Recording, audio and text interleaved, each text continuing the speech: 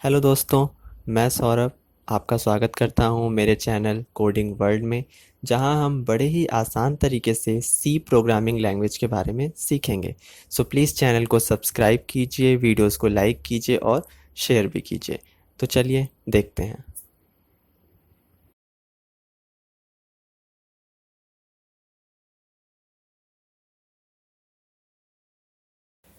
Hello friends, तो आज हम सी लैंग्वेज से रिलेटेड अपना नेक्स्ट टॉपिक पढ़ेंगे, जो कि है नेस्टिंग इफ़ एल्स।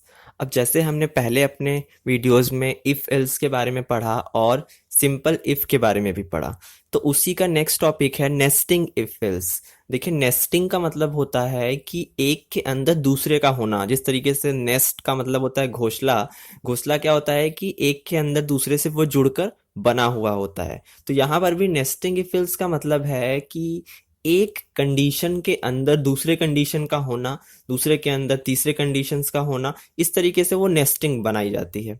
तो यहाँ पर नेस्टिंग इफ का मतलब है कि एक इफ के अंदर एक इफ एल्स का होना और एल्स के अंदर दूसरे इफ एल्स का होना। मतलब हर कंडीशन के अंदर एक इफ एल्स आपको देखने को मिल जाएगा, जैसा कि आप स्क्रीन पे देख भी सकते हैं। तो इसी को बोला जाता है नेस्टिंग इफ एल्स। जैसे कि हम यहाँ पे सिंटेक्स उसका लिख के रखे हैं, अब आप देख सकते हैं सिंटेक्स में कि एक पहला आपका पहला कंडीशन है इफ। उसके अंदर जैसे ही आप मतलब पहली कंडीशन अगर सही होती है तो हम इस कर्ली ब्रेसेस के अंदर आएंगे। ये जो कर्ली ब्रेसेस आप देख रहे हैं, हम इसके अंदर एंट्री लेंगे और जैसे ही इसके अंदर एंट्री लेंगे आप देख सकते हैं कि एक इफ के अंदर दूसरा इफ और दूसरा एल्स आपको देखने को मिल रहा है। तो ये जो इफ है उसके लिए हमारा ये वाला एल्स काम कर रहा है। तो ये दोनों एक साथ काम कर रहे हैं। तो पहली कंडीशन अगर सही होती है तो आप अंदर आएंगे और दूसरी कंडीशन के पास जाएंगे। अगर दूसरी कंडीशन सही होती है तो हम इस कर्ली ब्रेसेस के अंदर जाएंगे और स्टेटमेंट 1 को प्रिंट करेंगे। अगर ये वाली कंडीशन फॉल्स होती है तो हम सीधे इल्स वाले कंडीशन के अंदर यानी कि इस कर्ली ब्रेसेस के अंदर ऑटोमेटिक चले जाएंगे बिना किसी कंडीशन को चेक किए, और अंदर जाकर हम क्या प्रिंट करेंगे, स्टेटमेंट 2 को।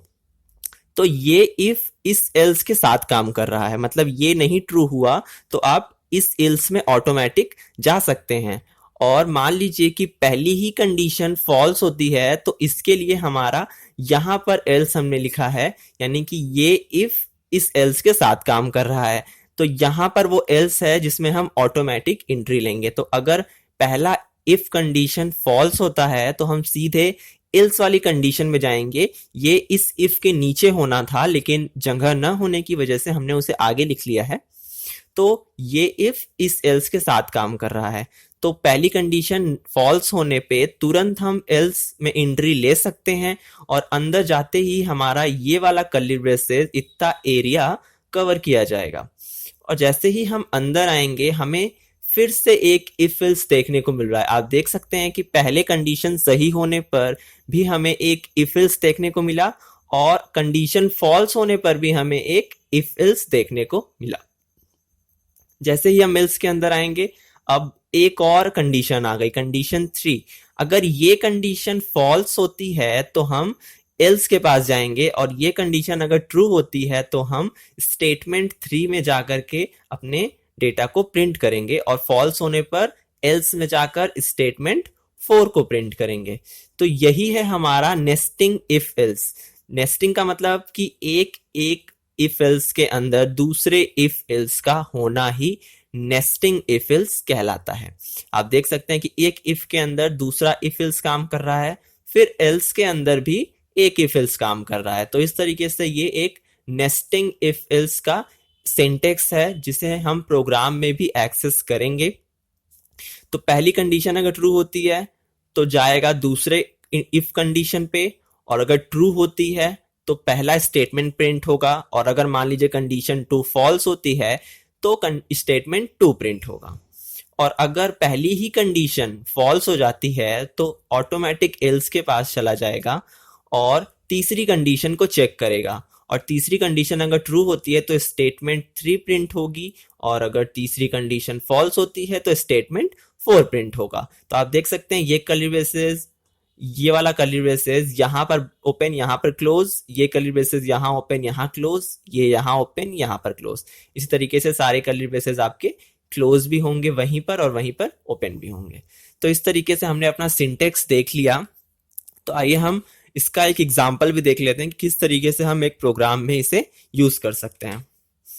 तो हमारा एक एग्जाम्पल प्रोग्राम है जिसमें हम 3 नंबर में से किसी बड़े नंबर को खोजने का प्रोग्राम बना रहे हैं। तो find the largest value between 3 numbers या 3 वैल्यूज। तो 3 नंबर में कौन सा नंबर बड़ा है हमें उसे पता लगाना है। तो हमने एक एग्जाम्पल प्रोग्राम बना लिया है छोटा सा। इसमें हमने हेडर फाइल नहीं डिक्लेयर की है, लेकिन अपने प्रोग्राम में उसे एक्सेस करेंगे। तो यहाँ पर हमने एक 3 वेरिएबल डिक्लेयर किए हैं, INT, A, B और C।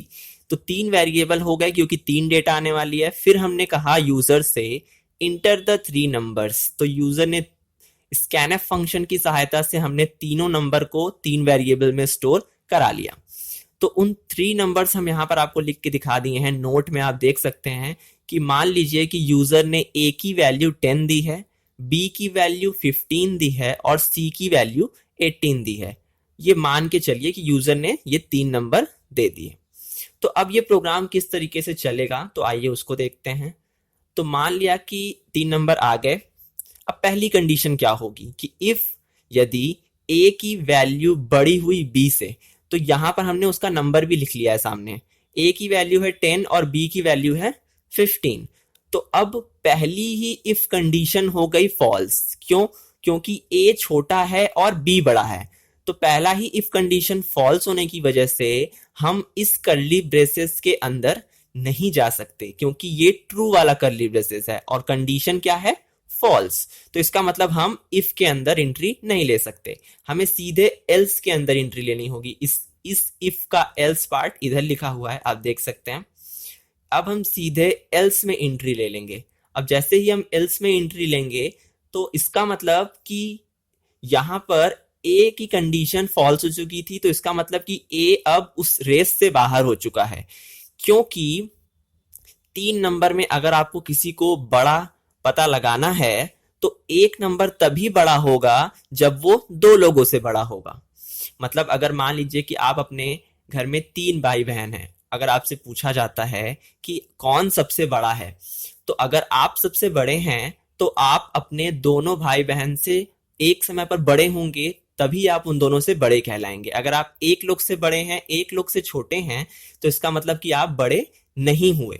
तो इस तरीके से यहाँ पर अगर 3 नंबर्स हैं तो तीनों में से एक नंबर तभी बड़ा होगा जब वो दोनों नंबर से बड़ा होगा। तो यहाँ पर A अगर B से बड़ा नहीं है तो इसका मतलब कि हम ये समझ गए कि A अब अपनी रेस से बाहर हो चुका है, क्योंकि A को B से भी बड़ा होना है और A को C से भी बड़ा होना है, तभी माना जाएगा कि A सबसे बड़ा है। तो ये कंडीशन फॉल्स होते ही हम समझ गए कि A अब इस रेस से बाहर हो चुका है। अब बचे क्या क्या? B और C। तो इल्स वाली कंडीशन क्या बोल रही है कि इफ यदि B की वैल्यू बड़ी होती है C से, तो कंडीशन क्या होगी? तो B की वैल्यू क्या है? 15 और C की वैल्यू क्या है? 18। तो ये कंडीशन भी हो गई फॉल्स, क्योंकि 15 नहीं है बड़ा 18 से। ये कंडीशन भी फॉल्स, तो इसका मतलब कि B भी बड़ा नहीं है। तो सीधे इस इफ से बाहर आएगा, एल्स में चला जाएगा और अंदर जाके क्या प्रिंट करेगा कि C इज लार्जेस्ट।